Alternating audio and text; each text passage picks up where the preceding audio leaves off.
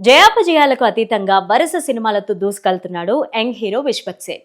Gaami, gangs of Godavari, mechanic Rocky ఇలా వరుస సినిమాలు ఆశించిన స్థాయిలో విజయాన్నైతే అందుకోలేకపోయాయి. అయినా వరుస సినిమాలతో ప్రేక్షకుల ముందుకు వస్తున్నాడు. ఈ క్రమంలోనే తాజాగా లైలా మూవీతో ప్రేక్షకులను పలకరించాడు విశ్వక్. ఎలాగైనా ఈ సినిమాతో మళ్ళీ సక్సెస్ ట్రాక్ ఎక్కాలనే కసితో వచ్చారు విశ్వక్. ఈ సినిమాలో ఏకంగా మహిళా గెటప్ తో కనిపించి అందరినీ షాక్ కి గురి చేశాడు. అయితే ఈ సినిమా కూడా ఆశించిన స్థాయిలో విజయాన్ని అందుకోలేకపోయింది.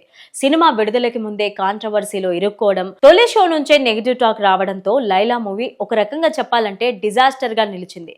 దీంతో ఈ సినిమాకు ఆశించిన స్థాయిలో కలెక్షన్స్ రాలేవని చెప్పాలి. ఇది సినిమా పైన భారీగా ప్రభావం పడింది. దీంతో సినిమా విడుదలైన వారం రోజులు కూడా గడవక ముందే ఈ సినిమా ఓటీటీ రిలీజ్ కి సంబంధించి ఒక వార్త సోషల్ మీడియాలో వైరల్ అవుతోంది. సాధారణంగా థియేటర్లలో సినిమా విడుదలైన కనీసం 50 రోజుల తర్వాత ఓటీటీలోకి తీసుకొస్తారు ప్రొడ్యూసర్స్. అయితే లైలా నెగిటివ్ టాక్ ను మూటగట్టుకోవడంతో నెల రోజుల లోపే ఓటీటీలోకి సినిమాను తీసుకొచ్చేందుకు సన్నాహాలు చేస్తున్నట్టు తెలుస్తోంది. డీల్ కంటే ముందుగానే లైలా చిత్రం ఓటీటీలోకి వస్తుందని సమాచారం.